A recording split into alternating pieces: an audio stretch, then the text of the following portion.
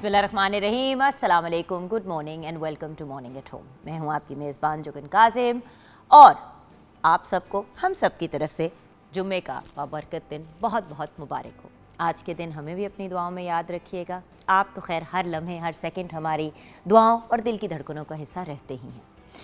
Viewers, ये जो week गुजरा है, मंडे, ट्यूसडे, वेडनेसडे, थर्सडे, हमने आपके साथ वेरियस डिफरेंट किस्म की थीम्स शेयर की शादी से रिलेटेड।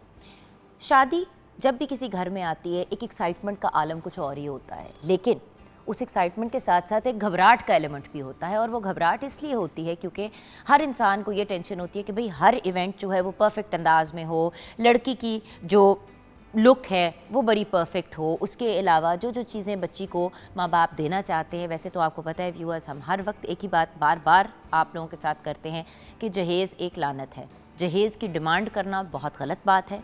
माँ बाप अपनी खुशी से अपनी औलाद को अगर कोई गिफ्ट या कोई चीज़ देना चाहते हैं तो वो उनकी चॉइस है। प्रेशर डालना और ज़बरदस्ती डिमांड करना गैर कानूनी भी है, हमारे मज़हब के ख़िलाफ़ भी है। At the end of the day तोहफ़ा एक मुख्तलिफ चीज़ होती है। डिमांड्स करके कहना कि जी लड़के के लिए बाइक भी होनी चाहिए या गाड़ी भी होनी चाहिए और जो है लड़का उसको फ़लाँ चीज़ें चाहिए, इतनी आपने रकम भी देनी है, इतने तोला सोना भी देना है। व्यूअर्स, ये बहुत इनकरेक्ट प्रैक्टिस है और इस प्रैक्टिस को रोकना और बंद करना हम सबका फ़र्ज़ है। सो एट द सेम टाइम जो भी माँ बाप की खुशी होती है या जो भी चीज़ वो चाहते हैं कि वो अपनी औलाद के लिए करें, उसको अगर राइट टाइम पे किया जाए तो मेरे ख्याल से वो एक ज़्यादा सेंसिबल डिसीजन होती है। और वो राइट टाइम एंड शादी से 2 महीने पहले या 3 महीने पहले नहीं होता। राइट टाइम वो होता है कि वक्त के साथ साथ आप चीज़ें जो है वो एक्यूमुलेट करते जाएँ, जो जो चीज़ें आपने देनी है, और फिर उस हिसाब से चीज़ों को आगे लेके चलें। जैसे कि बताया कि हमने ये 4 दिन वेरियस थीम्स आपके साथ शेयर की। हमने वी स्टार्टेड आउट विद जो हमारी एक मेहंदी मिलाद की थीम थी, उसके बाद हमने कंटिन्यू किया टू पार्टी वेयर कि भाई जो लोग शादियां अटेंड करते हैं वो किस किस्म की लुक क्रिएट कर सकते हैं। हमने आपके साथ अल्टरनेटिव्स भी डिस्कस किए कि भाई रियल गोल्ड की ज्वेलरी आपको बनानी ज़रूरी नहीं है। अगर आपने लिटरली सिर्फ उस फंक्शन की हद तक ही एक चीज़ बनानी है, पहननी है, और वैसे भी इतने बड़े बड़े set normal day to day life में नहीं पहने जाते, तो आप आर्टिफिशियल ज्वेलरी में भी जा सकते हैं। And then at the same time जो भी आपने कोई और चीज़ बच्चियों को देनी है अपनी, बड़ी दफ़ा होता है कि माँ बाप को होता है कि भाई हम इतने तोले सोना, 5 तोले सोना, 3 तोले सोना, 2 तोले सोना, जो भी हमने अपनी बेटी को देना है, तो वो आप प्योर गोल्ड के फॉर्म में भी अपनी बेटी को गिफ्ट कर सकते हैं, ताकि आगे जाके अगर वो कुछ बनवाना चाहे, या छोटी ज्वेलरी आपने बनवा ली, एक छोटा गोल्ड का सेट बना लिया, ताकि वो एक रीज़नेबल अमाउंट में एक चीज़ बन जाए। व्यूअर्स, अल्टीमेटली हमारे ऊपर ही डिपेंड करता है कि हम किस डायरेक्शन में चीज़ को लेके जाना चाहते हैं। वो कहते हैं ना कि जितनी चादर है उतने ही पैर फैलाने चाहिए। हम एक्चुअली पहले पैर फैला देते हैं और उसके बाद चादर से कवर करने की कोशिश करते हैं, जिसकी वजह से मसले और स्यापे पड़ते हैं। सो जब भी डिसीजन इंसान सोच समझ के ले, एक सेंसिबल अंदाज से ले, तो फिर एक तो आपका खर्चा भी बहुत बच जाता है, और दूसरी बात एक ही टाइम पे बहुत खर्चा नहीं होता। और व्यूअर्स, ये तो एक अंडरस्टूड बात है। जिनके बच्चे इस वक्त छोटे हैं उनको इस वक्त ही कंसिडर करना चाहिए कि भाई अगर हमने अपनी बेटियों के लिए कुछ चीज़ बनानी है, अपनी बहुओं के लिए कल को चीज़ें बनानी है, तो वो ऑन टाइम या बिफोर टाइम अगर बना ली जाए तो वो एक अच्छी सेंसिबल डिसीजन है। आई नो कि आजकल एक्सपेंसेस इतने ज़्यादा हैं कि उन एक्सपेंसेस को बंदा कवर करे या फिर आगे की ज्वेलरी और चीज़ें, लेकिन व्यूअर्स हज़ारों ऐसे मौके या लम्हे आते हैं। मैं आपको एक एग्जांपल देती हूँ, जैसे कि ईद का मौका आ गया या बच्चों की सालगिरह आ गई। ऐसे मोमेंट्स पे अक्सर जो हैं लोग पैसे दे देते हैं, चाहे 500-500 रुपये दें, 1000-1000 रुपया दें, चाहे 200-200 रुपये दें। वो पैसे आप कलेक्ट करें, वो पैसे आप जमा करें, और जब एक इतना अमाउंट बन जाए कि आप 1 तोले या आधा तोला सोना ले सकते हैं, तो आप सोना ख़रीद लें। देखिए व्यूअर्स, ये चीज़ें सेंसिबल अंदाज में पेरेंट्स को ही करनी होती हैं, क्योंकि जब बच्चे बड़े होते हैं तो वो अपनी डिमांड्स करते ही हैं। और बच्ची की खुशी, जिसकी शादी होने जा रही है, पराए घर की होने वाली है, बल्कि अपने घर की होने वाली है, और अपना घर उसका पराया होने जा रहा है, उसकी ख्वाहिशात को पूरा करना हर पेरेंट की डिज़ायर होती है। लेकिन like I said, right time. आपने सोना पहले से लिया हुआ होगा, जब टाइम आएगा तो आप एटलीस्ट उस सोने को इमीडिएटली दे के उसकी जगह कोई सेट या कोई और चीज़ ले सकते हैं। इसी तरह पहले वक्तों में माँ बाप, फैमिली मेम्बर्स जो हैं, वो चीज़ें पुट असाइड कर देते थे।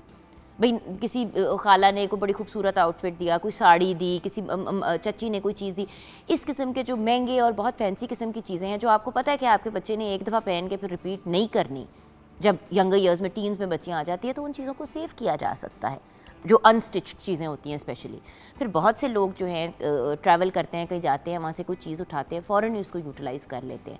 कुछ चीज़ें ऐसी होती हैं जो लॉन्ग टर्म यूज़ के लिए होती हैं, कोई डिनर सेट हो गया, इस तरह की चीज़ें हो गई।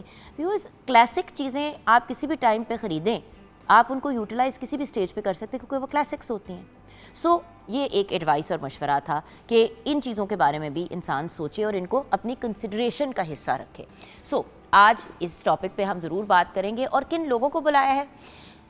कुछ ऐसे लोग जो हमारे मॉर्निंग शो का भी हिस्सा हैं, हमारी मतलब जिनके साथ एक फैमिली वाला ताल्लुक़ है। हमने सोचा कि एक गेट टुगेदर टाइप सीन करेंगे, इसलिए क्योंकि जहाँ पे हमने लाइक आई सेड के हमने अपनी माइयों मेहंदी का एक इवेंट रखा मिलाद टाइप, उसके बाद हमने अपना जो है हम पार्टी वेयर की तरफ गए, फिर हमने बारात की लुक की, फिर हमने कल वलीमे पे डिस्कशन की।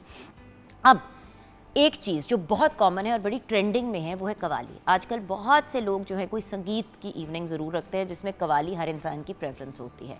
तो अगर म्यूज़िकल इवनिंग रखनी है तो अगर कवाली की एक इवनिंग हो तो वो एक बड़ा अच्छा पॉजिटिव सा एटमॉस्फेयर होता है। लेकिन किसी भी इवेंट को अटेंड करने के कुछ डिमांड्स, कुछ तकाजे होते हैं। अब कवाली चल रही है और सारे के सारे गप्पे लगा रहे हैं, खाने खा रहे हैं, तो वो भी थोड़ा सा डिसरिस्पेक्टफुल हो जाता है। सो हम आज इससे रिलेटेड भी बातचीत करेंगे और क्या इतने ज़्यादा इवेंट्स करने एक नेसेसिटी है या ये हम लोगों की अपनी एक डिज़ायर के ज़ुमरे में चीज़ आती है, इस पर भी बात करेंगे। लेकिन व्यूअर्स, अब आगे बढ़ते हैं किचन की तरफ और देखते हैं कि किचन में आज के दिन की मुनासबत से क्या तैयार किया जा रहा है। वैसे तो हम अगर आप हमसे रब्ता करना चाहते हैं और फरमाइश करना चाहते हैं, आप कौन सी कवाली सुनना चाहते हैं, ज़रूर हमें कॉल करें, मैसेज करें। हम कोशिश करेंगे कि आज आपकी फरमाइशों को हम पूरा करें। जैसे अक्सर संगीत या कवाली नाइट्स पे होता है कि लोग पर्ची पे लिख के जो हैं वो आगे दे देते हैं, जो कवाल बैठे हुए होते हैं उनसे रिक्वेस्ट करते हैं कि जी ये वाली चीज़ हमें सुना दें। तो आप लोगों की फरमाइशें भी हम पूरी करेंगे। 042992000648 पे कॉल कर सकते हैं। मॉर्निंग एट होम हमारा फेसबुक का पेज है।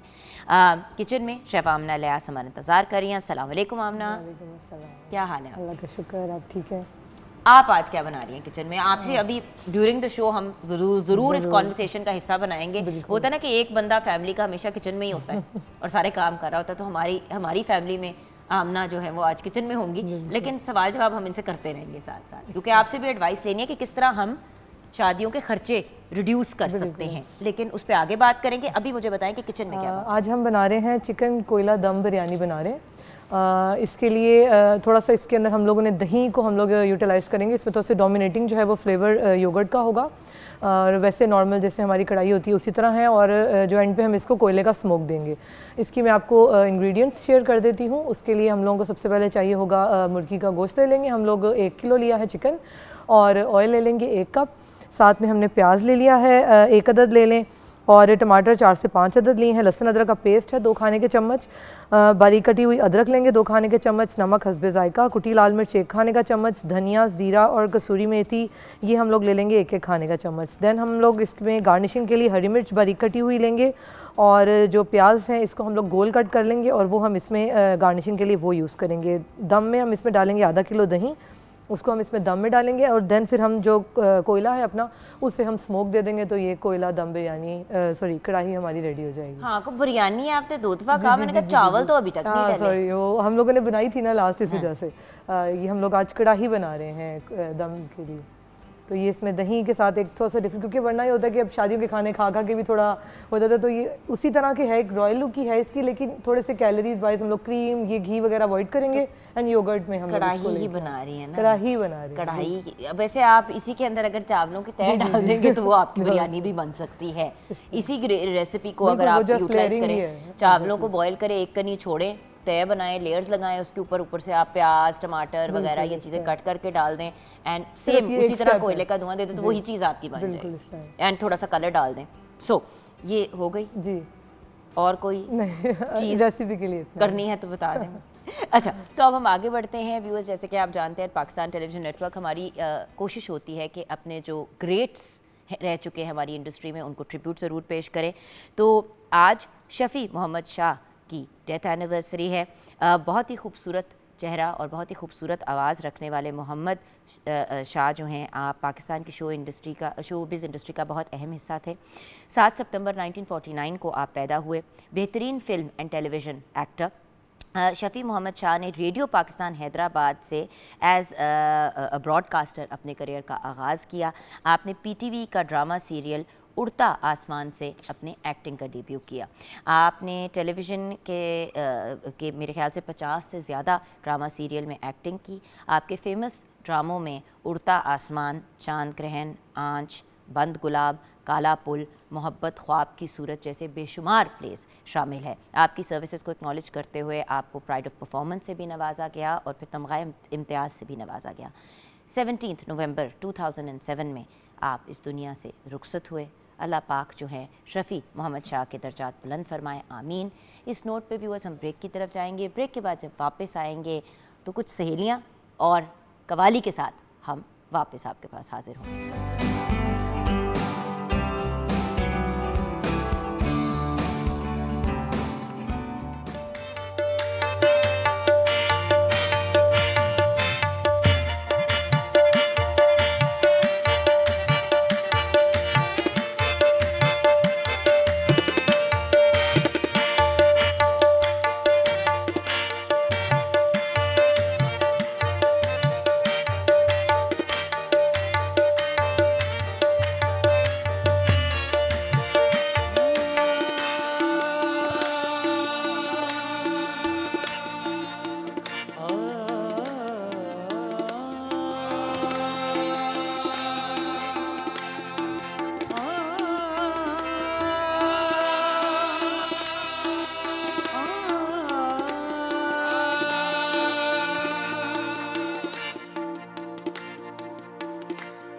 आप इस तरह तो होश उड़ाया न कीजिए,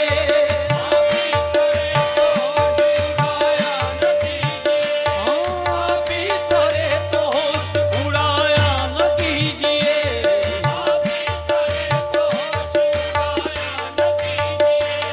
यूं बन सवर के सामने आया न कीजिए, काली काली जुल्फों के फंदे न डालो,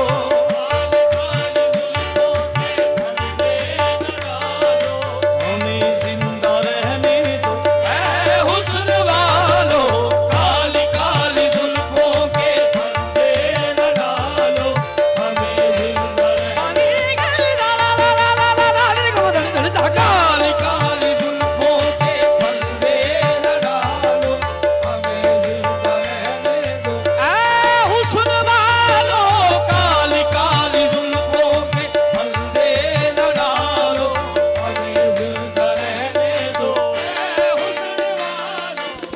मस्त आंखों की बात चलती है, मस्त आंखों की बात चलती है, मैं कशी करवटें बदलती है, मैं कशी करवटें बदलती है, बन सवर कर वो जब निकलते हैं, सवर कर वो जब निकलते हैं, दिलकशी साथ साथ चलती है, दिलकशी साथ साथ चलती है, हार जाते हैं जीतने वाले, हार जाते हैं जीतने वाले, वो नजर ऐसी चाल चलती है, वो नजर ऐसी चाल चलती है, बाधा कश जाम तोड़ देते हैं, बाधा कश जाम तोड़ देते हैं, जब नजर से शराब ढलती है, जब नजर से शराब ढलती है, जब हटाते हैं रुख से जुल्फों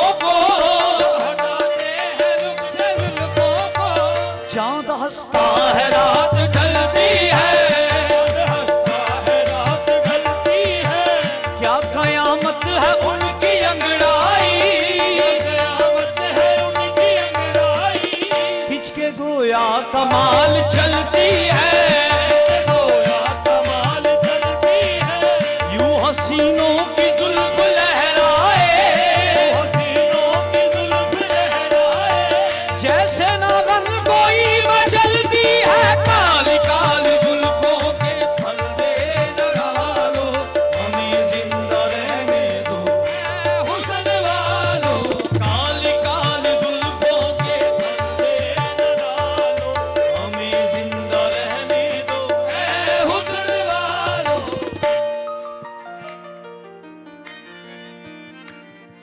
न छेड़ो हमें, हम सताए हुए हैं।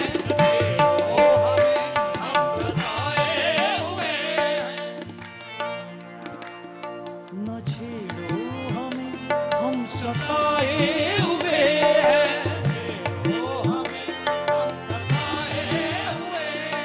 बहुत जख्म सीने पे खाए हुए हैं।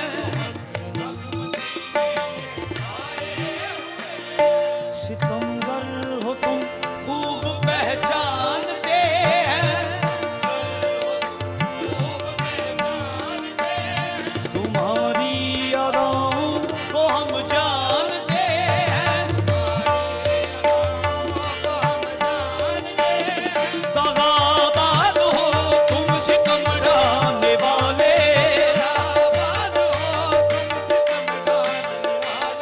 फरेबे मोहब्बत में उलझाने वाले।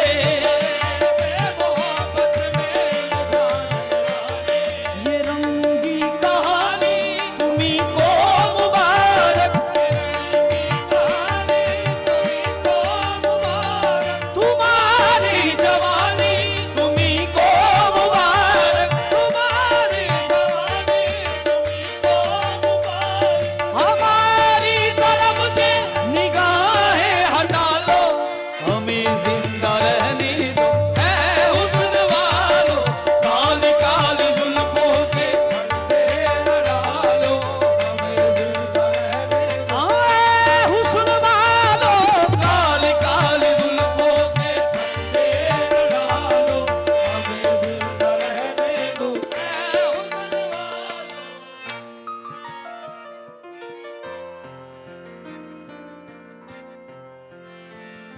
संभालो जरा अपना आंचल गुलाबी। संभालो जरा अपना आंचल गुलाबी। दिखाओ न हंस हंस के आंखें शराबी।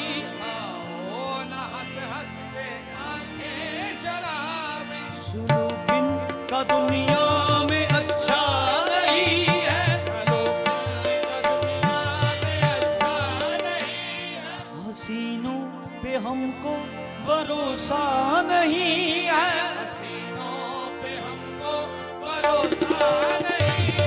उठाते हैं नजरें तो गिरती है बिजली।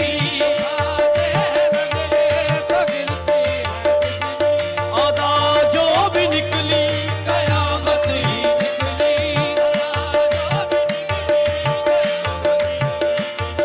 जहां तुमने चेहरे से आंचल हटाया, वही अहले दिल को तमाशा बनाया। खुदा के लिए हम पे डोरे न डालो, हमें जिंदा रहने दो।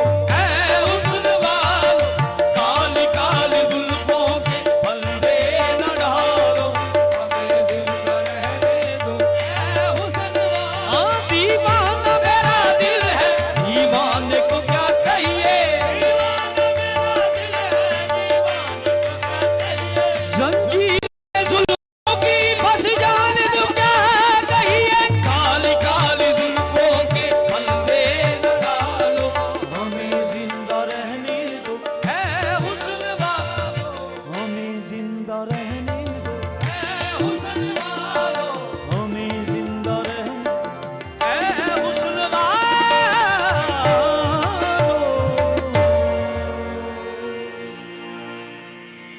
थैंक यू जी। क्या बात है, what a brilliant young man इसलिए क्योंकि इतनी यंग एज में माशाल्लाह बख्तियार अली संतू खान ने बहुत ज़्यादा फेम हासिल की है, बहुत ज़्यादा रिस्पेक्ट हासिल की है, पाकिस्तान में ही नहीं बल्कि इंटरनेशनली भी। So we are very very proud of you. And of course जब हम किसी भी ऐसी पर्सनैलिटी को इन्वाइट करते हैं जिनकी एक वो जो कहते हैं ना कि एक फैमिली की हिस्ट्री या लेगेसी चलती आ रही है, तो हम हमेशा कोशिश करते हैं कि उसको भी हाईलाइट करें। तो रिनाउंड कवाल बख्तियार अली संतू खान हमारे साथ मौजूद हैं, जो उस्ताद मंजूर संतू खान साहब के पोते हैं और आसिफ अली संतू खान के भतीजे और बख्त फयाज संतू के साहबजादे हैं। और लाइक आई सेड इनकी पूरी टीम क्योंकि हमारे साथ है तो उनको भी हम ज़रूर हाईलाइट करना चाहेंगे। बख्त फयाज हुसैन इनके वालिद हैं, लियाकत हमारे साथ हैं, ज़ैन उमर दराज भी हैं, then Shahnawaz Hussain, Naeem Ashiq, Nabeel Ali, Nawaz Ali on the guitar, Zulfiqar on the drums pad, Ali Haider भी हमारे साथ हैं, then Waseem Mazhar, Zahid Ali, Kaiser, Sakhi Ali, Shan Ali, Khurram Ali, Ali Raza on the piano and Zuhaib Ali. So आप सबको वेलकम करना चाहेंगे शो में और बहुत बहुत शुक्रिया हमारे शो को 4 क्या करोड़ चांद लगाने से।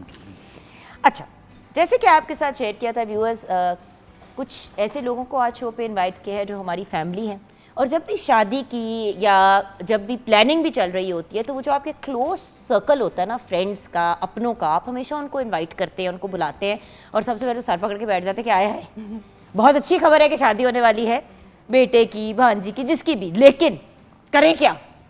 सबसे बड़ी कंफ्यूजन तो ये होती है कि अब आगे फर्स्ट स्टेप क्या है, किस तरह करें क्या ना करें। शादियाँ तो हर कोई अटेंड करता है, लेकिन जब अपने ऊपर पड़ती है चीज़ों को मैनेज करने की तो बंदा बड़ा अक्सर कंफ्यूज हो जाता है और 50,000 मशवरे आ रहे होते हैं, 50,000 किस्म की क्रिटिसिज्म आ रही होती है, समझ नहीं आती।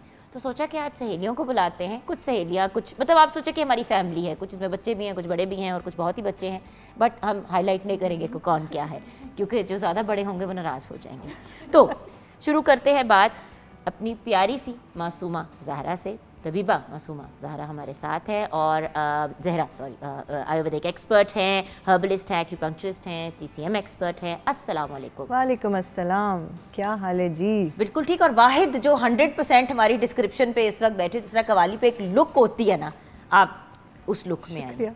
मेरी इसमें कोई गलती नहीं है कि मैंने क्या पहना है, क्योंकि ये मुझे मनाल ने पहनाया है, क्योंकि इन्हीं के कपड़े मैंने पूरा हफ्ता पहने हैं, तो मैंने ऑफिस की एंट्री तो देनी थी ना थोड़ा सा तंग करते हुए। अच्छा, मैं मनाल के कपड़े देखूं, मैंने कहा ये जो पहना हुआ है, जी जी, और मैं उतरवा भी लेती और मैं स्विच भी कर लेती कपड़े, लेकिन उनके जूते काले और मेरी जूते सिल्वर थे, वरना बचबचा हो गया, वरना शायद आउटफिट फ्लिप हो जाते। ये भी अक्सर होता है। अभी एक आपका ब्लैक एंड वाइट पड़ा हुआ है मेरे पास जो मैंने स्पेशल ओकेजन के लिए सेव किया हुआ है।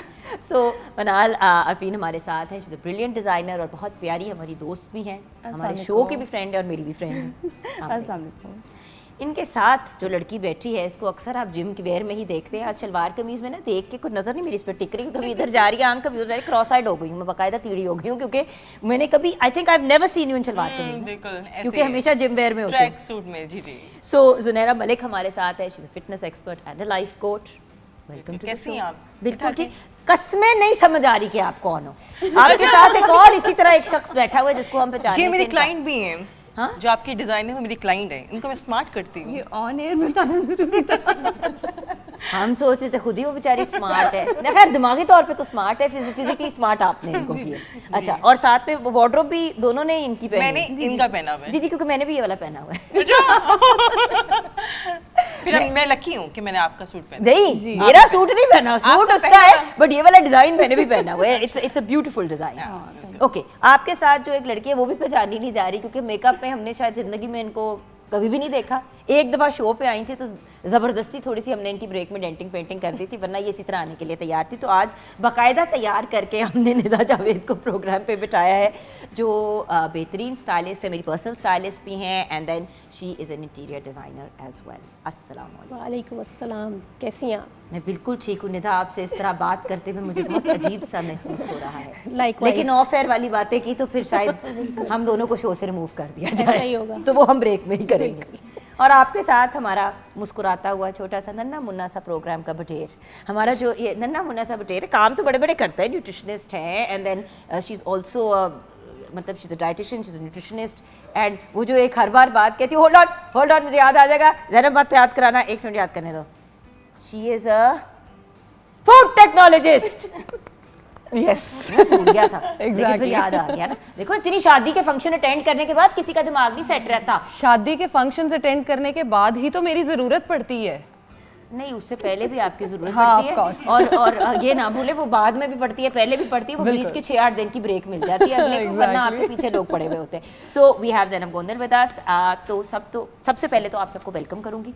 उसके बाद एक मेजर जो हमारा सवाल है उस पर मैं ब्रेक लूंगी, और जब वापस आएंगे तो आप लोगों से एडवाइस चाहिए, क्योंकि होता यह है कि, और by the way Masooma Zahra का सबसे ज़्यादा इसमें एक्सपीरियंस है क्योंकि इनके सोशल मीडिया पे इनके काम से ज़्यादा अगर किसी चीज़ की तस्वीरें होती हैं तो वेरियस इवेंट्स की होती हैं। मासूमा को एक चीज़ का मैं क्रेडिट ज़रूर दूंगी कि कोई खुशी गमी का मौका हो, ये वो वाला दोस्त है, ये वो वाली साथी हैं जो हर किसी के साथ हमेशा खड़ी हुई होती हैं, और अपनी फैमिली को तो इतना ज़्यादा, ये मतलब कहते हैं ना कुछ लोग मोहब्बत करते हैं, हम सारे मोहब्बत करते हैं, प्यार करते हैं, इनको इश्क है अपने ख़ानदान से, तो हमेशा आई सी कि मतलब किसी की शादी हो रही है तो you're on the four front, helping out, ये करना वो करना, नॉट लाइक अ बेगम साहब बट हैंड्स ऑन आप इन्वॉल्व होते हो। सो आई थिंक मैक्सिमम एडवाइस हमें यहीं से मिलेगी। लेकिन देखो ना, जब शादी की प्लानिंग चल रही होती है वो तो चलो 3 महीने 6 महीने पहले जब डेट सेट हो जाती है, लेकिन क्या शादी की प्लानिंग इतने लास्ट मिनट पे छोड़नी चाहिए?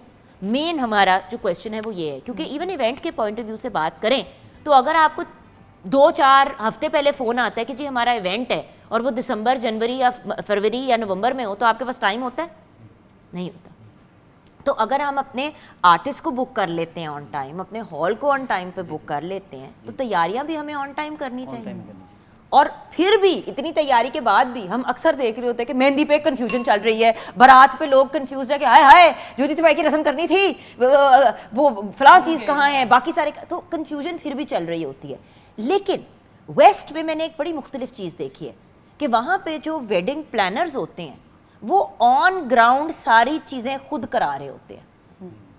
पाकिस्तान में ये थोड़ा सा एक डिफरेंट चीज़ है, वहाँ पे ऑन ग्राउंड दुल्हन की उनकी एंट्री कब होनी है वो भी वो अपने उसके ऊपर, वो जो होता है उनका वॉकी टॉकी, उसके ऊपर सारी चीज़ें चल रही होती हैं, केटरिंग साथ साथ चल रही होती है, इतना स्मूथ वहाँ पे सिलसिला चलता है। तो हम भी यही सारा कुछ करते हैं, लेकिन फिर भी थोड़ा एक कन्फ्यूजन का एलिमेंट रहता है। सो इस पर ज़रूर हम बात करेंगे, लेकिन ब्रेक के बाद।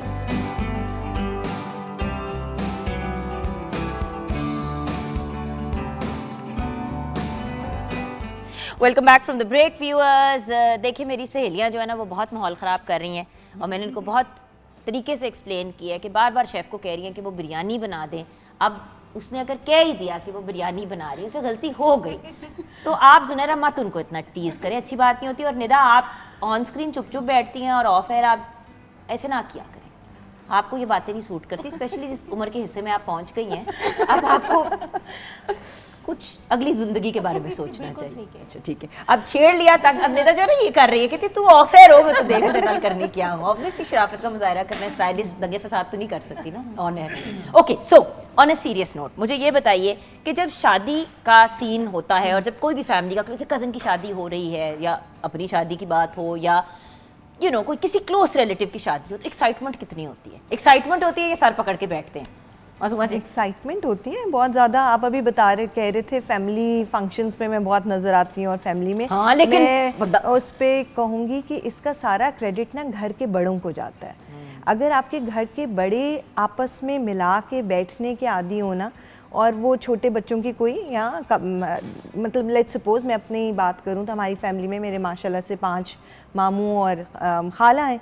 अब उधर अगर देखें तो मेरी नानू क्या करती थी, वो पहले फंक्शन शुरू होने से पहले सबको ब्रीफ आउट कर देती थी।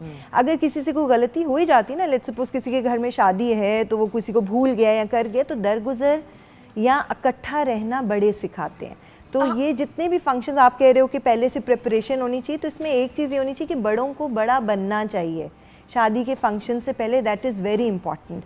और एक्साइटमेंट डेफिनेटली होती है, जिससे आजकल मेरे घर के अंदर कुछ फंक्शंस आने वाले हैं, मेरी बेटी की शादी होने वाली है इंशाल्लाह, और इंशाल्लाह खैर से वक्त आए। लेकिन आप सोचो कि जैसे रबीउल अव्वल शुरू हुआ है, शादी को भी 4 महीने थे, लेकिन मेरे घर में वही बारी बारी सबका आना शुरू हो गया, एक्साइटमेंट, प्लानिंग्स, वो हम हर थोड़े दिन के बाद प्लानिंग करने के लिए बैठ जाते हैं और उसको ढोलकी बुला लेते हैं। हाँ, और प्लानिंग जैसे पहले होता था, बहुत शादी की डेट पक्की होती थी, जब भी घर के बड़े छोटे सारे जमा होते थे तो वो एक ढोलकी बन जाती। हाँ, और मुझे नहीं पता था, मुझे अब अंदाज़ा हुआ कि शादी की डेट रखने के बाद भी जैसे अनाउंस किया, हालांकि डेट अनाउंस थी 1 साल से, बट वो मैंने सिर्फ फैमिली ग्रुप में मैसेज किया एंड डेली कोई एक आ रहा है और बताओ फिर क्या करना है, मेरे हमारे ज़िम्मे क्या काम। अच्छा, ये चीज़ बहुत ज़रूरी है फैमिलीज़ में, बजाय ये कि एक दूसरे से अलग हो जाए, अच्छा देखते हैं ये क्या करेगा।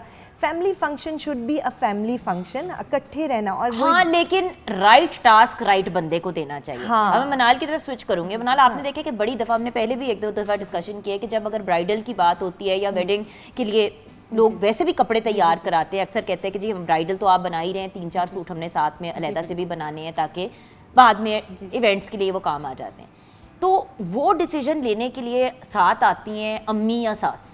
जी जी। और मसला ये होता है कि बच्ची की एक्चुअली जो ख्वाहिश होती है उसके ऊपर इतनी तवज्जो नहीं दी जाती, बड़े ही वो, मेरे ख्याल से एटलीस्ट जो बच्ची की लुक है या जो इवेंट की लुक निकलनी है वो तो कम से कम बच्ची की डिसीजन होनी चाहिए। जी जी, क्या बिल्कुल। कहोगे? सो बेसिकली इस तरह है कि जब हमें ये नज़र आता है कि उनके साथ पेरेंट्स आए हैं या उनकी सासू माँ आई हैं या अम्मी आई हैं, तो हम पहले तो उनसे ले लेते हैं सारी इनपुट कि उनके क्या, क्योंकि देखिए कुछ चीज़ें होती हैं, जैसे कुछ बच्चियाँ अगर कहें हमने स्लीवलेस पहनने और उनकी फैमिली में नहीं अलाउड है तो हमें वो भी देखना होता है। Then on the other hand हम उनका फिर नंबर लेते हैं, उनसे एक हम प्राइवेट भी यानी कि कॉन्वर्जेसन कर लेते हैं कि आपको कौन सी चीज़ें पसंद है कौन सी नहीं, जिसके अंदर जैसे कि कोई कलर होता है या कोई काम का तरीका होता है जो उन्हें नहीं पसंद है, उनके अम्मी अबू को पसंद है, उन्हें नहीं पसंद है, तो उसको हम केटर कर लेते हैं। हाँ, जो बेसिक गाइडलाइंस एक फैमिली की होती हैं वो हम उससे नहीं हट सकते। यार I never forget one thing मनाल, कि मेरी जो एक कज़न है उसकी शादी थी और उसको she is one of those people जिसको येलो और रेड नहीं सूट करता। हाँ। ये 2 कलर्स हैं जो उसको नहीं सूट करते। स्किन टोन है व्हाटएवर है,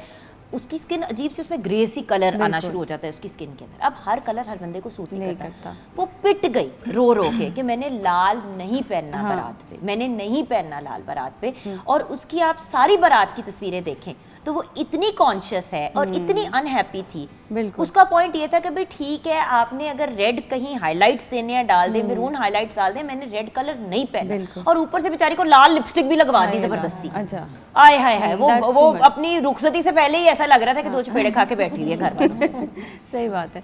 नहीं, इस तरह होता है कि आप अपना जो है ना डिसीजन दूसरे के ऊपर जब लाते हो ना तो वो ठीक बात नहीं है। जैसे कलर्स में अगर कलर्स हैं तो मतलब सास को भी और अपनी मामा को भी ना वो करना चाहिए कि आप दूसरे को इतना ज़रूर लिबर्टी दो कि वो अपनी मर्जी का कलर कट अपनी मर्जी का डिजाइन पहन वगैरह सके चूज कर लें। और बिल्कुल देखो, हाँ। रिवीलिंग कपड़े तो मैं भी हमेशा यही हाँ। कहती हूँ कि देखें यंगर इयर्स में बंदा अक्सर कहता है मैंने स्लीवलेस भी पहनना है, मैंने मैंने ये चोली कर भी लिया। पहननी है, बिल्कुल छोटा सा ब्लाउज पहनना है। हाँ। बाद में खुद ही रिग्रेट करते हैं कि हमने बिल्कुल। ये क्यों पहना था, क्योंकि वही वाली चीज है ना कि फिर लोगों की नजरें दूसरी चीजों पे पड़नी शुरू हो जाती है जो अननेसेसरी होती है। बिल्कुल। अब जिस तरह एक ब्राइड हमारे पास आई now, she is herself graduate of Oxford, but her family is like Pathan family है उनकी, so they do not they cannot go for necklines जो कि ज़रा ज़्यादा broad हों, ज़रा ज़्यादा revealing हो।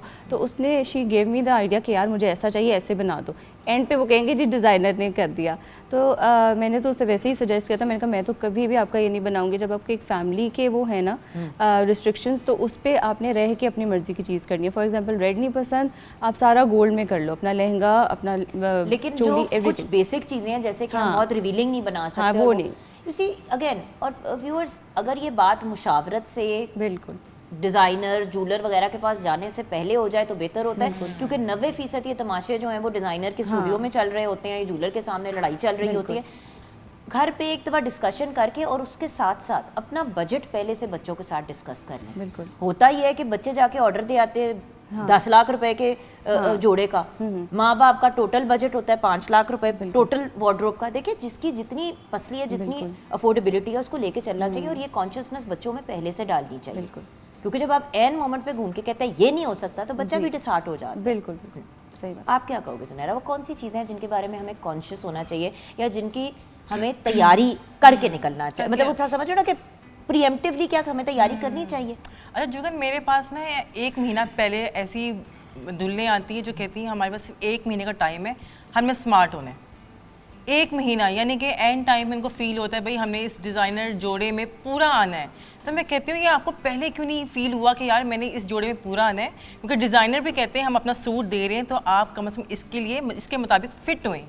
तो मैं कहती हूँ जो ये एंड टाइम में पॉलर भाग रहे हैं या फिर इतने कॉन्शियस हुए हुए, अपनी डाइट को अच्छा करें कि आपको पॉलर जाने की ज़रूरत ही ना पड़े, टोटकों की ज़रूरत ही ना पड़े। आपकी डाइट, आपका जो इन्वायरमेंट है, आपकी लाइफस्टाइल इतनी अच्छी हो कि आपकी नेचुरल ग्लो करे और ना तो आप ये जो पार्लर की जो अपॉइंटमेंट होती है, मैं ये नहीं कहूँगी कि मैं ना जाया करें, सबका अपना एक ओपिनियन होता है, लेकिन मैं कहती हूँ कि आप अपनी डाइट को इतना अच्छा करें कि आप नेचुरल खूबसूरत लगें। अपनी जितनी भी आपके इवेंट्स होते हैं, मेहंदी के होते हैं, माइयों के होते हैं, और लास्ट मंथ में उनको याद आता है कि हमें स्मार्ट होना है कि बिल्कुल एंड टाइम पे जब अपना वजन कम करने की कोशिश करते हैं, आपको अगर कोई फिटनेस ट्रेनर कोई और और कोई depression में प्लान जाते देता हैं। भी है, आप अपने आप को भूखा मार मार के बिल्कुल। स्किन खराब।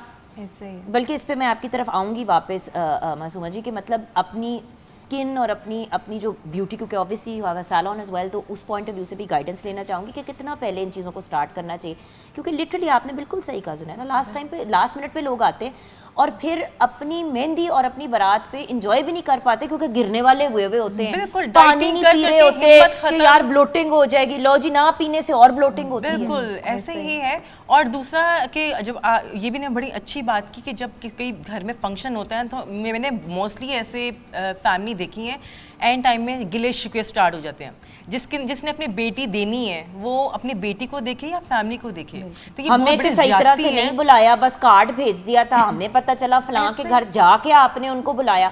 या भाई फिर आप- आजकल के या जमाने फिर में घर घर जाके इनवाइट करने की किसमें हिम्मत है? इतनी तो होती है। कार्ड्स आप लोग इतने रख रखा, मतलब अगर मैं कहूँ कि हम सब में से ज्यादा जो होता था ना कि हम्म। करेक्टनेस और ये चीजें मासूमा जी की फैमिली है, ऑनेस्टली हम बिल्कुल, सब ऐसे ही जो है, बैठे बिल्कुल, उनमें से, क्योंकि माशाल्लाह। मैं अप क्लोज एंड पर्सनल लेके ये बहुत रख रखा और इन चीजों का ख्याल रखते हैं। लेकिन इन्होंने भी फैमिली ग्रुप में डाला ना, हम्म। उसके बाद जाके जो घर के कुछ बड़े होते हैं या उन लोगों को आपने जाके कहा। अब वो प्रॉब्लम ये है कि मामू, चाचे, ताए, खाला, फुफ्फो, एक एक बंदा कहता है, और जिनकी बड़ी फैमिली है उनकी तो मत मारी जाती है, ऐसे ही वो जा जाके बता ही रहे होते हैं हर किसी को। बिल्कुल, या तो रिश्ता लेने के लिए साथ जाए। टाइम होता है उन पे ये कि फैमिली वाले के गिले शिकवे बहुत बुरी चीज होती है। मैं तो कहती हूँ उस time सानू पे ते ही नहीं लेके करनी गए तुसी रिश्ता ले। चाहिए। बिल्कुल भाई ऐसे अगर ही। गई 4 लोग थे, यानी कि भाई बहन और माँ बाप, तो आप किस तरह मतलब सबको और लेके एक और चीज भी है, जिनके पेरेंट बाप नहीं होते तो लोग ये भी कहते हैं क्या जरूरत है इतना करने का, पैसा लगाने का, छोड़ दो, बाप नहीं है सर पे, बस लड़की को भेजो, बस सादगी से इसको ख्वाहिशें रुखसत मार कर दो दो। लड़की की कि वो एक क्या बच्ची का function वैसे ही चाहती है। बाप नहीं,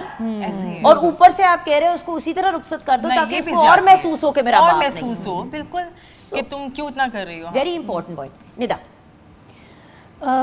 अभी आपने बात की जैसे कि बजट बहुत बढ़ जाता है, लाइक अगर पेरेंट्स का बजट 5 लाख का है और जो बच्चे हैं उनको 10 लाख की चीज़, आई थिंक इसको अगर थोड़ा सा सेंसिबली हम लोग लें एज अ स्टाइलिस्ट, अगर मैं इस चीज़ के बारे में बात करूं तो जैसे हमारी अम्मियाँ हैं, उनकी शादियों के कपड़े घरों में पड़े होते हैं, ज्वेलरी भी होती है उनकी, अगर आप उसी चीज़ को थोड़ा सा न्यू तरीके के साथ कर ले, लाइक अगर दुपट्टा है बहुत अच्छा गोटा वर्क उसके ऊपर, और इसके साथ आप प्लेन सिल्क का सूट बना लें तो वो एक कम बजट में आपकी एक अच्छी खूबसूरत चीज़ निकल आएगी। इसी तरह जैसे अम्मी का अपना शादी का जोड़ा आप reuse कर सकते हैं। गोटे के गरारे हुआ करते थे, आप उसके साथ शर्ट्स बनाएं, अपने माइयों के आउटफिट्स, आप माइयों के या जो घरों में ढोलकी वगैरह के फंक्शंस होते हैं उनको आप बजट में इस तरह से लेके आ सकते हैं। अगर आप चाहते हैं कि जो आपका ब्राइडल है वो आप थोड़ा एक्सपेंसिव बनाना चाहते हैं तो आप बाकी चीज़ों में थोड़ा सा उसको कट डाउन कर लेते हैं। सेकेंडली, आप शादी के बाद बहुत ज़्यादा ज़रूरी नहीं है, you don't have to follow the trends blindly.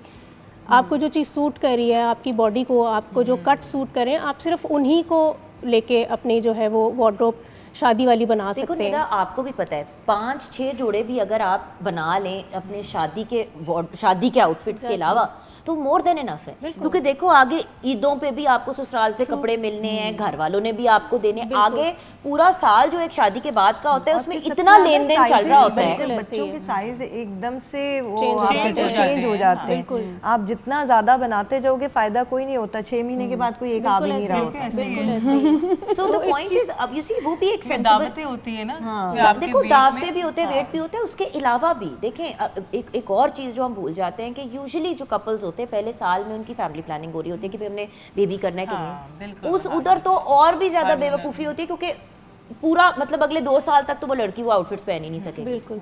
So sensible अंदाज में रीयूज करें। एंड देन ऑल्सो देखिए माँ बाप के ज़माने की जो ज्वेलरी थी और जो माँ बाप के ज़माने की कपड़े उनके ये थे, fashion आज है। उस किस्म की चीज़ आपको पता मिलती भी नहीं है, बहुत बनाल मुश्किल हाथ का मिलती है। काम जब होता है, फॉर एग्जाम्पल हाथ का काम जब हमने करना होता है तो मुझे बताएं कितना महंगा है। हाँ, बहुत महंगा। अगर आपके पास ऑलरेडी ऐसी चीज घर पे पड़ी हुई है उसको रीयूज कर लो। और जो नफासत आपको अपने अम्मी अबू के कपड़ों में मिलेगी या अपनी कहीं अम्मी भी के नहीं लहंगों में वो नहीं आपको मिलेगी। मैंने अपनी अम्मी का जोड़ा आप महसूस करोगे उस मैंने कपड़े अपनी में। अम्मी का जोड़ा फिक्स किया हुआ कि अम्मा मैंने अपनी मेहंदी पे वो पहने लहंगा, मैंने इसको पैक करवाया इस्त्री करवा कर कि मैंने आपकी इस्त्री भी तरह करा लगना लिया है। इस्त्री भी करा लिया किसी भी टाइम में मेरे भी किसी भी कहती टाइम है, में मेरी अपनी भी मेहंदी कहती के लिए है तैयार हूँ। भाई इसको- कोई सुन रहा है किसी भी टाइम में मेरी मेहंदी अम्मी के लिए कहती है तैयार इसको बड़ा शौक है शादी का, पे कहती हूँ शौक नहीं है, मैंने आप वाला पहना है जो आप जिस तरह की। No but the point is this is sensible pre planning ना। बिल्कुल। ज्वेलरी भी हर कोई कहता है कि भाई जेवर पहले से हम अगर बना के रखें तो स्टाइल चेंज हो जाता है, डिजाइन चेंज हो जाते हैं। कुछ ओ भी भाई change नहीं होता नहीं, आप सोना लेना शुरू कर दें, ऐसे ही है। 10-10 ग्राम 1-1 तोला, मतलब आई नो कि बहुत महंगा है बट 100 मौके आते हैं बच्चे का। मैं तो कहती हूँ बच्चों का अकीके पे भी आपको जो पैसे आ रहे हैं, सालगिरहों पे जो पैसे आ रहे हैं, उनको जमा करके जमा गोल्ड कर लेना लें, शुरू कर दें। बिल्कुल, हम sensible क्या बात। करते हैं कि उन्हीं पैसों को रीयूटिलाइज कर लेते हैं उस ओकेजन पे जितना आपने खर्चा किया उसको कवर करने के लिए। ये बात मुझे मेरी खाला ने बताई थी। उन्होंने कहा बेटा बच्चों की सालगिरह पे, ईदों पे, किसी भी बड़े मौके पे जो भी पैसे मिलते हैं ना, उसको या तो बैंक में सेविंग में डाल दो या फिर उन पैसों से कोई सोना या कोई छोटी मोटी चीज ले लो, बट सोने की लेना क्योंकि उसकी वैल्यू बढ़ती रहती है, और वो रख लो। पैसे के पैसे आपके पास एक तरह से पड़े हुए हैं, जब भी आपने यूटिलाइज करना है आप उसको सेल कर सकते हैं। या उन्हीं चीजों को मैंने बकायदा एक पूरा, बहुत बड़ा नहीं बट एक प्रॉपर सेट बनाया कल को हमजा की बीवी के लिए। अब हमजा 17 का है, जो उसके मतलब उसके अकीके पे और अदरवाइज लोगों ने सोने की चीजें दी, ये वो दी, छोटी मोटी चीजें वक्त के साथ जमा कर करके एक पूरा सेट बन गया। जबरदस्त। तो वही वाली चीज है ना कि पहले से करें, एंड टाइम पे कौन अफोर्ड करता है? एक तोले का नहीं बंदा सेट बनवा पाता। बहुत सारी चीजें जिस तरह लोग चीजें देते हैं, और आप अगर फैमिलीज में देखो तो होता क्या है कि बच्ची जैसे बड़ी होने लगती है आप छोटी छोटी चीजें इकट्ठे करने शुरू कर देते हो कि इवेंचुअली आप नहीं करते ना आजकल, मजमा यही तो होना प्रॉब्लम है, चाहिए। कोई नहीं करता। कॉन्शियस है कि मेरे पास हमने- जब कोई जानने वाला आता है और कहता है कि यार सबसे ज्यादा टेंशन है कि ज्वेलरी कहाँ से बनाएंगे, तो मैं कहती नहीं, हूँ ज्वेलरी तो पहले से अपनी चीजें ये वो तो बेच दी यार, वो फलां चीज, और बेची स्टूपिड चीजों के लिए। नया मोबाइल लेना था तो अपने बुंदे बेच दिए। इस तरह की हरकतें करते हैं लोग। सो प्लीज सेंसिबल रहें और एक इंटेलिजेंट तरीके से चीज़ों को करें। जी ज़ैनब, आपका मशवरा। मैं बेसिक ये सोचती हूँ कि जैसे हम ये प्री प्लानिंग करते हैं अपने कपड़ों की, अपने ज्वेलरी की, किस तरह से करनी है, जैसे ही डेट फिक्स होती है ना हम ये सोचना शुरू कर देते हैं, मार्केट्स डिफरेंट विजिट करते हैं। तो सबसे पहले बड़ी जो चीज़ होती है ना, जो बेसिक प्रोडक्ट है, वो हम खुद होते हैं।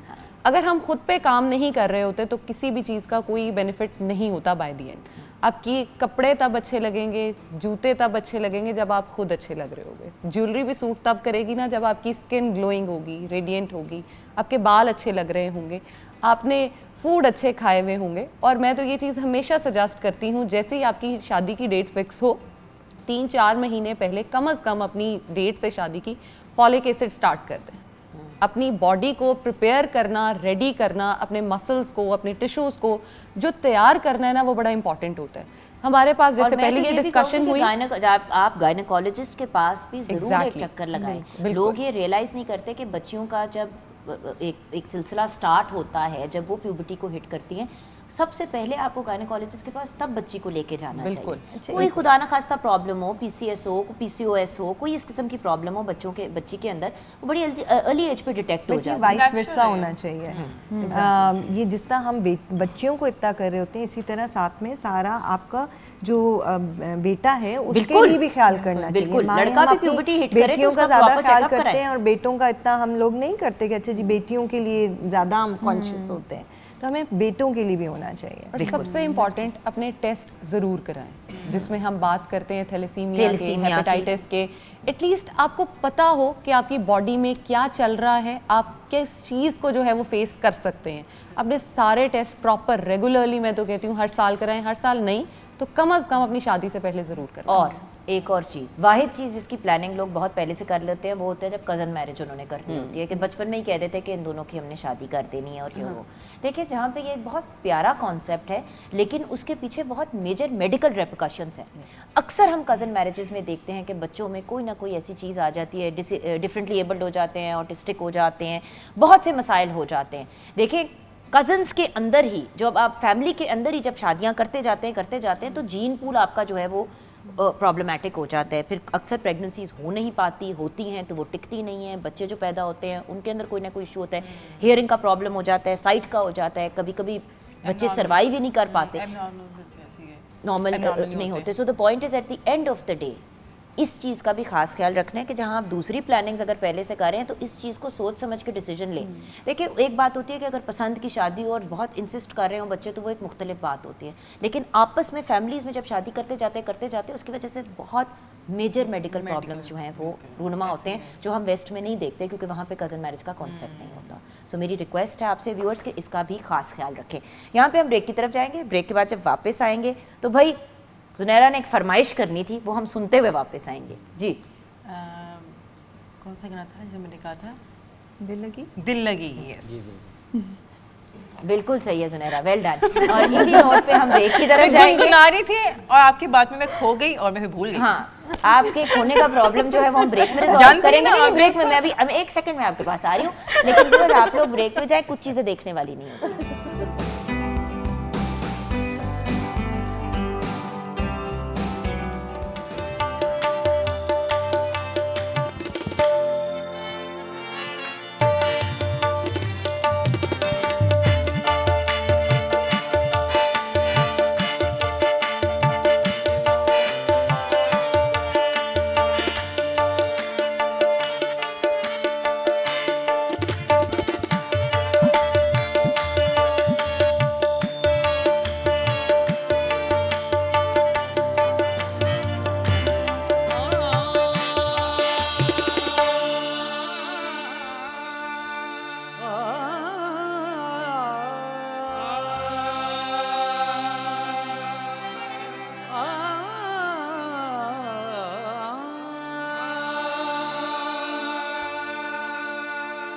मैंने मासूम बहारों में,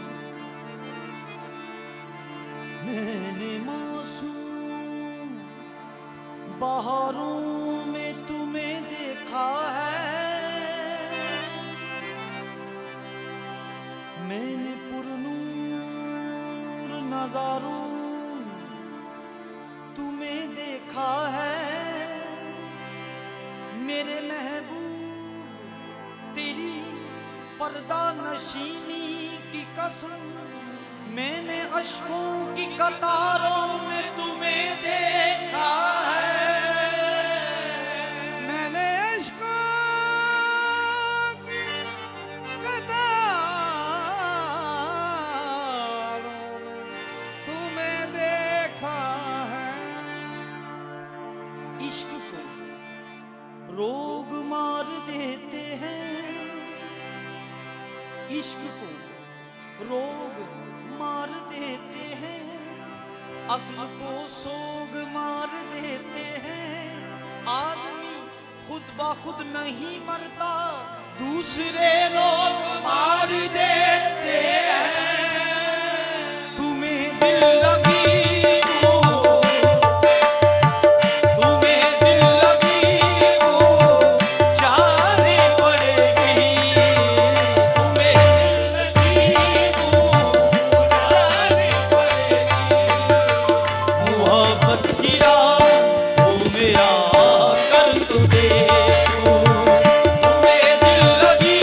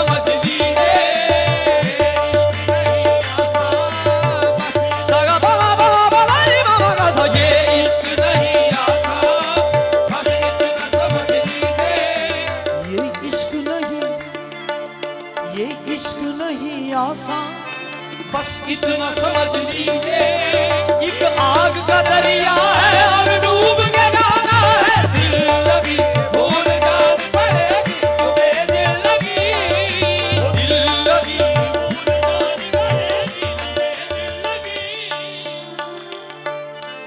जख्म पे जख्म खा के जी, जख्म पे जख्म खा के जी, जख्म पे जख्म खा के जी, जख्म पे जख्म खा के जी। अपने लहू के घूंट पी, अपने लहू के घूंट पी, आह न कर लबों को सी, इश्क है दिल लगी नहीं, दिल लगी भूल जानी पड़ेगी तुम्हें, दिल लगी।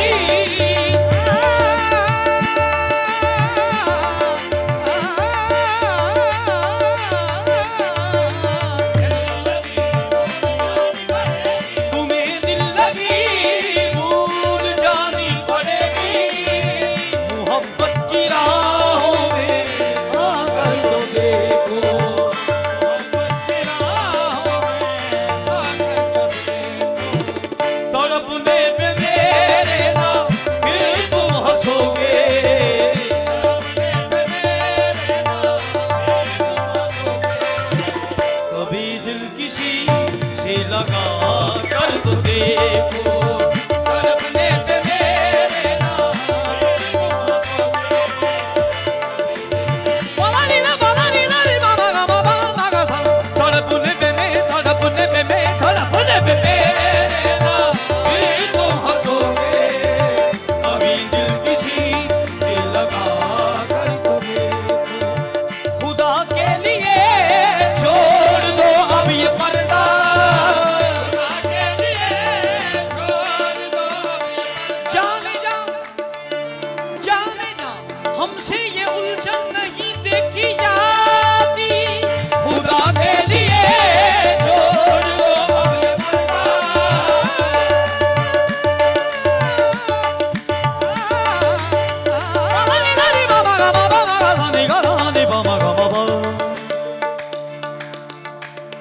Pani, nisa, saga, gaza, sabani, nisa, saga, gaza, sabani, nisa, saga, gaza, nisa, saga, gaza, sabani, nisa, saga, gaza, sabani, nisa, saga, gaza, sabani, nisa, sabani, pani, nisa, saga, gaza, pani, nisa, saga, gaza, pani, nisa, sani, niba, pama, maga, da da da da da da da da da da da da da.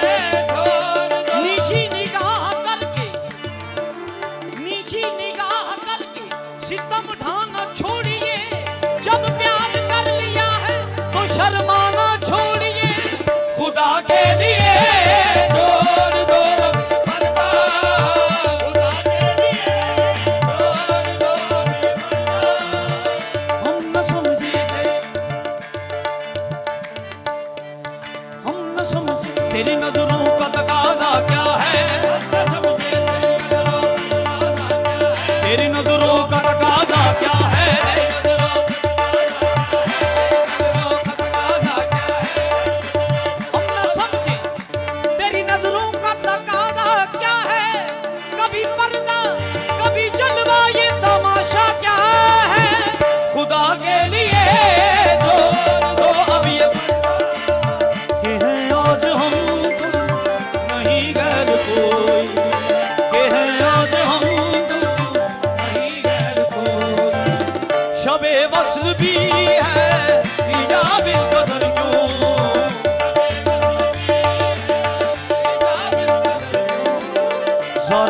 से चल हटा कर तुझे तुम्हें दिल लगी वो जानी पड़ेगी मोहब्बत की राहों में आकर तुझे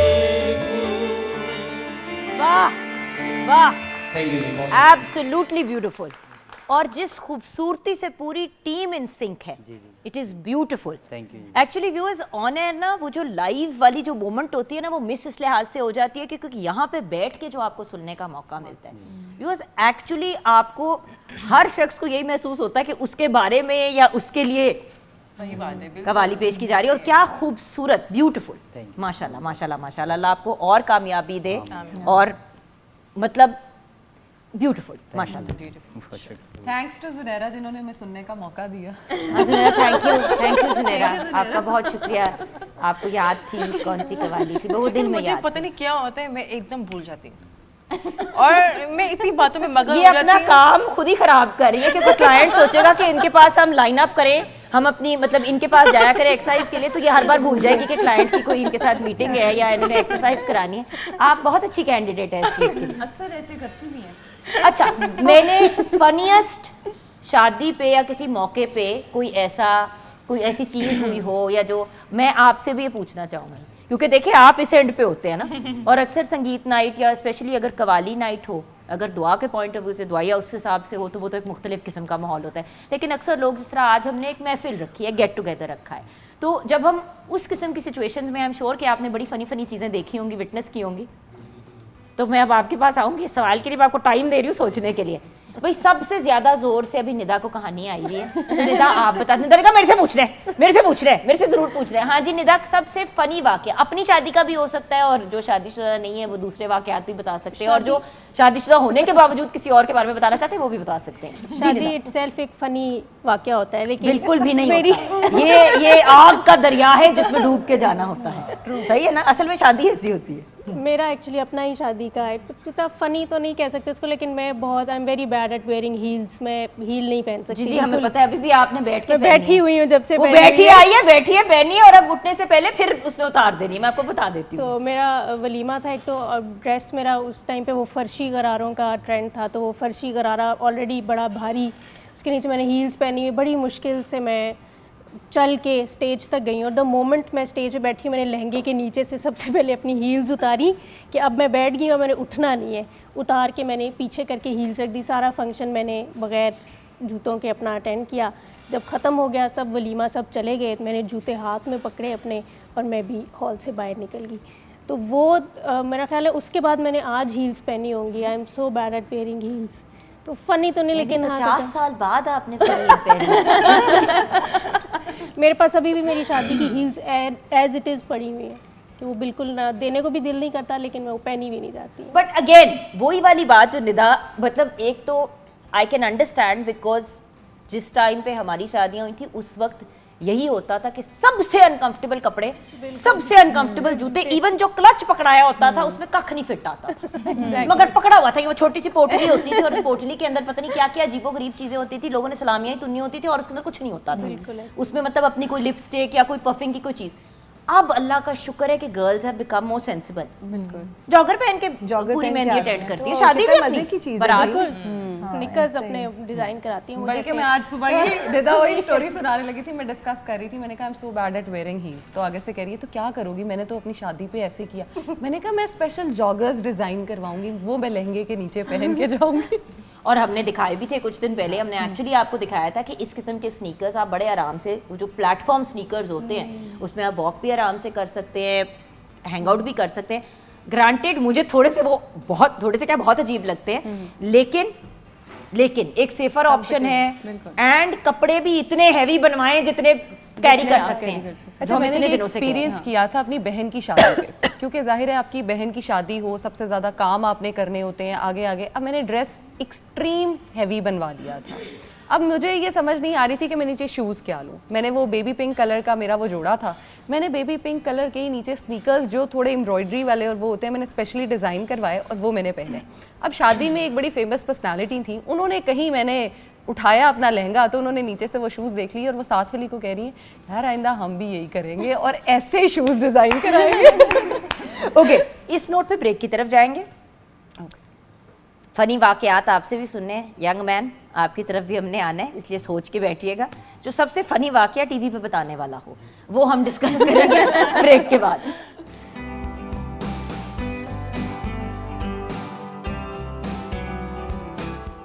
welcome back from the break viewers. जब इतने खूबसूरत और टैलेंटेड लोग आपके साथ हों तो वैसे ही आपको ऐसा नहीं लगता कि आप काम कर रहे हैं, आपको लगता है कि बस आप इंजॉय ही कर रहे हैं। टू बी वेरी ऑनेस्ट, अख्तियार अली, संतू खान और उनका जो पूरा ग्रुप है, दे आर एब्सोल्युटली ब्रिलियंट।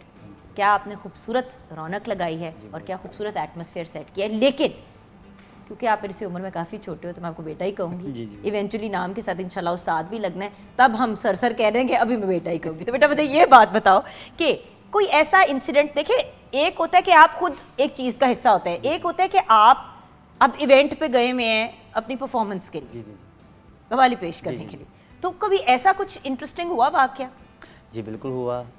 कहीं हम परफॉर्म करने के लिए गए हुए थे एक जगह पे, तो हम वहाँ पे परफॉर्म करें तो हमने एक कव्वाली नाइट थी वहाँ पे शुरू किया। हमद से जैसे हमारा जो शेड्यूल होता है उससे हमने शुरू किया। लाइक हमने हमदे बारी ताला के बाद नाज शरीफ, फिर तकरीबन 3-4 गज़लें हमने तकरीबन थ्रू आउट गा दी थी। ठीक है। तो वो 5-6 आइटमों के दरमियान वो जो भाई एक बैठे हुए थे, हमारे दूल्हा भाई थे कि पता नहीं कौन थे, तो वो स्टिल रोई जा रहे हैं। मतलब 5 आइटम, यानी कि कोई 1 घंटा रोए हैं, क्योंकि देखिए 10 बार 15 मिनट तो एक होता है। क्योंकि जाहिर सी बात, मैं परफॉर्म कर रहा हूँ, मैं देख भी रहा हूँ कि पता नहीं क्यों रो रहे हैं। मैं कहा शायद अल्लाह से इश्क है, फिर वो उनसे रो रहे हैं। फिर उसके बाद नाशरी शुरू हुई, मैं कहा शायद नबी पाक याद आ रहे हैं। फिर उसके बाद गज़ल शुरू होगी, मैंने कहा पता नहीं अब कौन याद आने लग गया। ठीक है। तो 3-4 गज़लें गुजर गई हैं, तो खैर मैंने छठी तक तो इंसान को अपनी आखिरत ही याद आ गई है और बंदा क्या सोच सकता है। अच्छा फिर खैर तो मसला क्या था उसको? मसला यही बताने लगा, मैंने कवाली रोक दी। हमने पूछा जी क्या हुआ है, तो उनको पूछे तो रो ही जा रहा है। तो खैर फिर पूछा भाईजान हुआ क्या है, कहता अभी तक आपने सेरा ही नहीं गाया, अभी तक आपने मेरा पूरा सिरा चढ़ाया ही नहीं है। इसीलिए हमने आपको 100 दफ़ा कहा है व्यूअर, जब इंसान बालिग हो जाए और दिमाग भी बालिग हो जाए तभी लड़के लड़कियों की शादी किया करें, कि मतलब इतने हम इमोशनल होकर, और वो डेफिनेटली कोई बहुत यंग पर्सन होगा। ऊंची बोल रहा है, मैंने कहा अच्छा हम अभी पेश कर देते हैं। तो कहता है चले ठीक है आप शुरू करो। तो हम सेरा गा रहे, तो वो और ज़्यादा रोना शुरू कर दिया उसने। खैर हमने सेरा ख़त्म करके, तो उन्होंने घर वालों ने कहा कि अब थोड़ा सा ना माहौल थोड़ा सा चेंज हो गया, तो बहुत मज़ा आया, बात ठीक है, बहुत शुक्रिया, फिर इंशाल्लाह नेक्स्ट किसी इवेंट पे मिलेंगे। इनकी नेक्स्ट शादी हम घर चले गए, हम घर चले गए। हमें घर जाके फिर फ़ोन आया कि वो अभी तक चुप ही नहीं हो रहे, वो रो रहे कि उनको दोबारा फिर बुलाओ उनको। नॉर्मल मेरा भी सेरा पूरा नहीं चढ़ा अभी तक। बेटा अल्लाह आपको हिदायत दे, जो भी आप हैं। बट इसी वही वाली बात है ना कि कभी कभी लोग, एक बात बताऊं, वो प्रॉबेबली ये रीज़न नहीं था, वो प्रॉबेबली रो बेचारा इसलिए रहा था कि उसको फाइनली अपॉर्चुनिटी मिल गई। क्योंकि शादियों पे सबसे ज़्यादा जो लोग खज्जल होते हैं वो दूल्हा दुल्हन होते हैं। दिमाग की बेचारों की दही निकल जाती है, और अगर आपस में फैमिली की लड़ाइयाँ वगैरह चल रही हों तो सीरियसली अपनी ही शादी पे दोनों लड़का लड़की मिजरेबल बैठे हुए होते हैं। हमारे एक जाने वालों में शादी हुई, लड़की की अम्मी ने लास्ट मिनट पे कहा कि हमने शादी करनी नहीं है, हमने रुखसती नहीं करनी, निकाह हुआ तो उन्होंने कहा नहीं करनी रुखसती, भी कर लो जो करना है। बस क्योंकि उनको अच्छा नहीं लगा कि लड़के की मुमानी ने उनसे औखे अंदाज में बात की या पता नहीं क्या किया, वो बेचारे दूल्हा दुल्हन रो रहे हैं, पिट रहे हैं कि भाई हमारी इसमें क्या फॉल्ट है। बिल्कुल। और वो फिर शादी 6 महीने डिले पे गई क्योंकि डेटें निकल गई, कोई अवेलेबिलिटी नहीं थी। उसके बाद फिर 6 मंथ्स के बाद उनका हुआ। बट इस किस्म की स्टूपिड चीज़ों की वजह से जिनकी एक्चुअल शादी हो रही होती है, हम ये भूल जाते हैं कि हमारे बच्चे कितने मिजरेबल हो रहे हैं। तो ये एक बड़ा इंपॉर्टेंट पॉइंट है। व्हाट अबाउट यू मासूमा, कोई शादी से रिलेटेड वाकया? फ़नी भाई, एक दफ़ा हम फैमिली फंक्शन पे गए और बड़ा क्लोज़ फैमिली थी, और दूल्हा की जूता छुपाई का मिला, और जैसे हम बड़ी बहनें आगे गई, अब वो जो जूता उतारा तो समझ आए पैसे मांगे कि नाक के ऊपर कुछ रखे। हमने सोचा नहीं भाई, आइंदा से जब भी किसी ने जूता छुपाई के लिए जाना है तो मेक श्योर करना है कि पहले कोई चेकिंग सिस्टम होना चाहिए। तरक्का हुआ जूता पहले तो पकड़ो, मतलब वो आज तक बाकी बंदे को आ रही हूँ, आज तक हम उस दामाद जो भी वो हैं हमारे, मतलब बहनोई, तो उनको हम ये कह रहे होते हैं कि भाई बहुत बुरा किया आपने हमारे साथ, और ये नहीं होना अल्लाह चाहिए करे कि अब आपने इस स्टेज पे आके नहाना शुरू कर दिया क्योंकि अच्छा यानी कि अब हमने 2 पॉइंट्स लर्न किए। एक उनकी बात से ये लर्न किया कि भाई बालिग और सेंसिबल लोगों की शादी करें, दूसरी बात साफ सुथरे लोगों की शादी करें, क्योंकि आगे से अगर कोई भी काम करना पड़ जाता है ना, अगर डिओड्रेंट ना लगाया हुआ या पाँव से बू आ रही हो तो बस बिल्कुल। हाँ अच्छा जी मैडम, आपने कोई ऐसा वाकया? हमारा मेरे वाकयात आपको पता है उसी टाइप के होते हैं कि दुख भरे। कपड़े जी कपड़े कपड़े कपड़े कपड़े तो कपड़ों का ये होता है कि लास्ट मिनट पे भी दुल्हनें कह रही होती हैं 2-3 दिन में हमें जोड़ा दो, तो हम कहाँ से दें, मुझे नहीं समझ आती कि मतलब 2 दिन रह गए हैं और 2 दिन 3 दिन पहले, हफ्ता पहले, तो it's not physically possible. Actually कभी कभी ऐसे भी होता है ना कि कुछ चीज़ अपने हिसाब की नहीं बनी हुई होती बिल्कुल। और फिर आपने अब फॉल बैक के अचानक तौर से। पे, और बहुत सी लड़कियां डिले भी बहुत कर देती हैं बिल्कुल। और कुछ लोग अक्रॉस द बॉर्डर से कपड़े मंगवाते हैं और फिर उनके आते नहीं है तो फिर उनको जब पड़ जाता है कि पाकिस्तानी डिजाइनर को पकड़ लें। सो सेंसिबल अंदाज में जी जुनैरा। जुकन में हम 3 बहनें और हम 3 बहनों में बहुत प्यार और इत्तेफाक है। जो मेरी मुझसे जो बड़ी हैं उनकी शादी होने वाली थी 2 दिन बाद ना, तो अम्मी ने कहा था कि अब ना मिलना जुलना कम कर देना इन लड़के के साथ ना, तो वो एक ही यूनिवर्सिटी में थे दोनों बहनों का मिलना जुलना आपस में नहीं बात कर यानी कि बहनोई का उनका।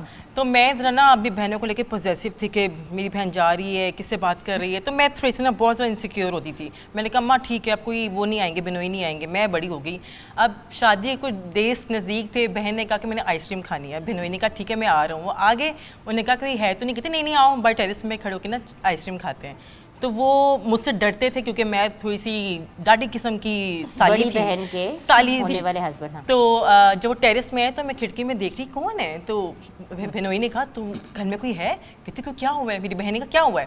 कहती ये खिड़की में कौन खड़ा हुआ है? तो उन्होंने कहा कि मेरा निक नेम है नैना, तो नैना खड़ी हुई है। मेरे बहनोई इतना डर गए कि उन्हें टेरेस से छलांग मार दी और जब वो छलांग तो मेरी बहन कहती आई अल्लाह पाऊँ ठीक है, तो वो चले गए। उसके बाद मैंने कहा अब ये सही रहेंगे बहनोई में। बेसिकली इसको शादी पे नहीं इनवाइट करना। और आज भी मेरे बहनोई कहते हैं भाई तुम बड़ी डाडी थी तुम, और आज उनसे मेरी बहुत बनती है। नहीं अब ये क्लेरिफिकेशन देने की जरूरत नहीं अपनी इस हरकत के बाद कि बच्चे ने लड़के ने छत से ही छलांग मार दी। आपको कोई अच्छा मेरा फनी नहीं, मैं इस तरह का सुनाना चाहूँगी कि थोड़ा सा खुशी मुझे हुई उस पर। यूजुअली किसी के साथ बुरा हो तो मुझे खुशी नहीं होती। एक आंटी थी, हम एक शादी में गए हुए थे। अब हम सबका दिल था कि हम लोग टप्पे शप्पे और अपने किस्म के गाने गाए। उनका दिल था कि नहीं जी वो पुराने पता नहीं क्या उनको था कि मैं गाऊँ। अच्छा इस बात पे वो लड़ पड़ी हम सब से। उन्होंने हम सबको जो है ना वो एक्सक्लूड कर दिया कि भाई आपने इस ढोलकी में शामिल ही नहीं होना। अब वो आंटी जी से हमें बहुत गुस्सा आ रहा था कि ये क्यों ऐसे हमारे साथ कर रही।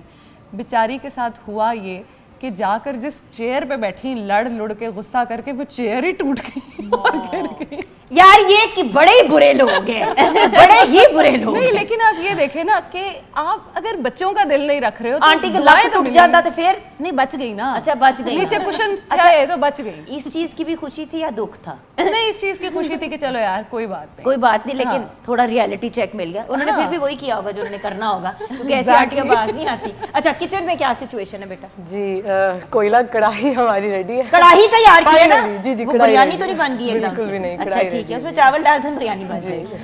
Done done. ग्रेट।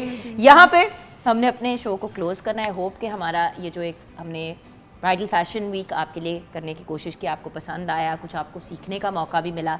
आपकी गाइडेंस का हम हमेशा इंतज़ार करते हैं। Thank you so much to our morning at home की फैमिली, मेरी सहेलियाँ, मेरी दोस्तें, बच्चियाँ जो इस शो का हिस्सा बनी। निदा आप बच्चियों में से एक नहीं है, आप हम सब की मामा हैं, बुजुर्ग खातून हैं आप। But anyway so thank you so much girls and boys का भी बहुत बहुत शुक्रिया। कुछ छोटे बॉयज़, कुछ उनसे हल्के से बड़े बॉयज़, उनका भी बहुत बहुत शुक्रिया and thank you to our chef. यहाँ पे शो क्लोज करेंगे, दुआओं में याद रखिएगा। एंड ऑफ कोर्स फाइनली मैं इनसे फरमाइश नहीं करवा रही, ये फरमाइश करने वाली है ही नहीं लड़कियाँ। आप बताइए कि आपका क्या जी चाहता है हमें सुनाने का एंड में? जी मेरे चचा उस्ताद आसिफ अली संतू खान साहब, उनका बहुत फेमस सॉन्ग दिल में उम्मीद तोड़ा है किसी ने, वो पेश करूँ आपको। क्या बात है, क्या बात है। ओवर टू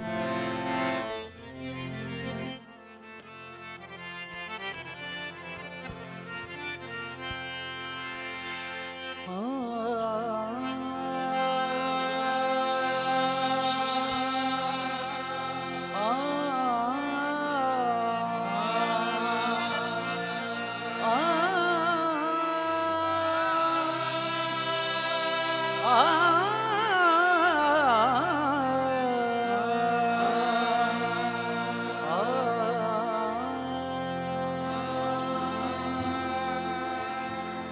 जाने वाली हमारी,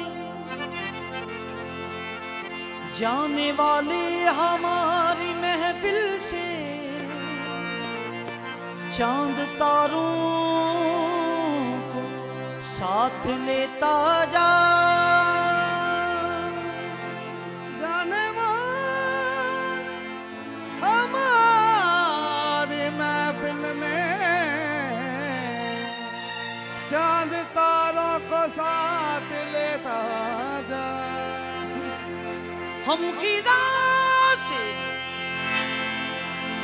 खिदा से निबाह करने दे, तू बहारों को साथ लेता जा। शबे गम की सहर नहीं होती, हो भी तो मेरे घर नहीं होती। जिंदगी तू ही मुख्तसर हो जा, शबे गम मुख्तसर नहीं होती। दिले उम्मीद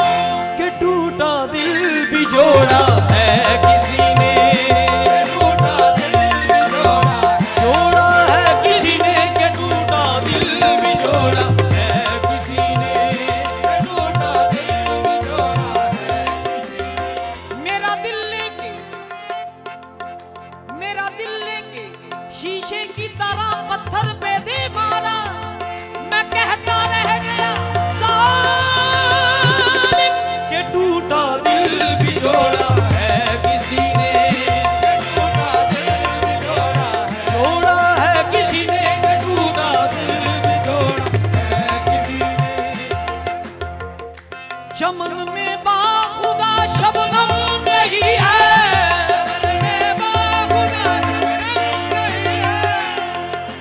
काबिल को शेर है।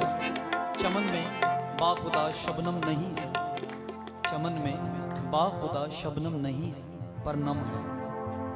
चमन में बाखुदा शबनम नहीं है,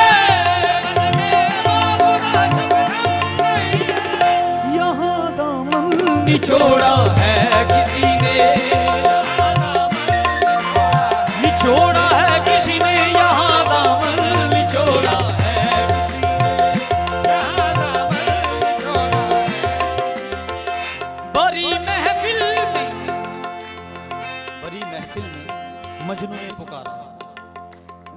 महफिल में मजनू ने पुकारा, बड़ी महफिल में मजनू ने पुकारा, बड़ी महफिल में मजनू ने पुकारा। क्या पुकारा? मेरी लैला को देखा है किसी ने, मेरी लैला को देखा है किसी ने, मेरी लैला को देखा है किसी ने, मेरी लैला को देखा है किसी ने। और जो दिल उम्मीद का नया शेर पेश करूं आपके सामने। मैं उन राहों से अक्सर पूछता हूँ, मैं उन राहों से अक्सर पूछता हूँ। क्या पूछता हूँ? मेरे बारे में पूछा है किसी ने, मेरे बारे में पूछा है किसी ने, मेरे बारे में पूछा है किसी ने, मेरे बारे में पूछा है, मेरे बारे में पूछा है किसी ने। तो फिर मोहब्बत में मुझे बर्बाद करके, मोहब्बत में मुझे बर्बाद करके, मोहब्बत में मुझे बर्बाद करके लहू दिल का निचोड़ा है किसी ने, लहू दिल का निचोड़ा, छोड़ा है किसी ने, लहू दिल का निचोड़ा है किसी ने, लहू दिल का निचोड़ा, लहू दिल का निचोड़ा किसी ने, लहू दिल का निचोड़ा, लहू दिल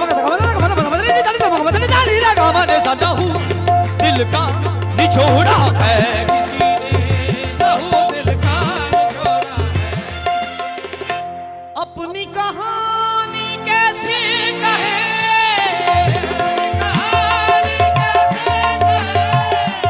अपनी कहानी कैसे कहे, अपनी कहानी कैसे कहे, प्यार की आग में जलते रहे,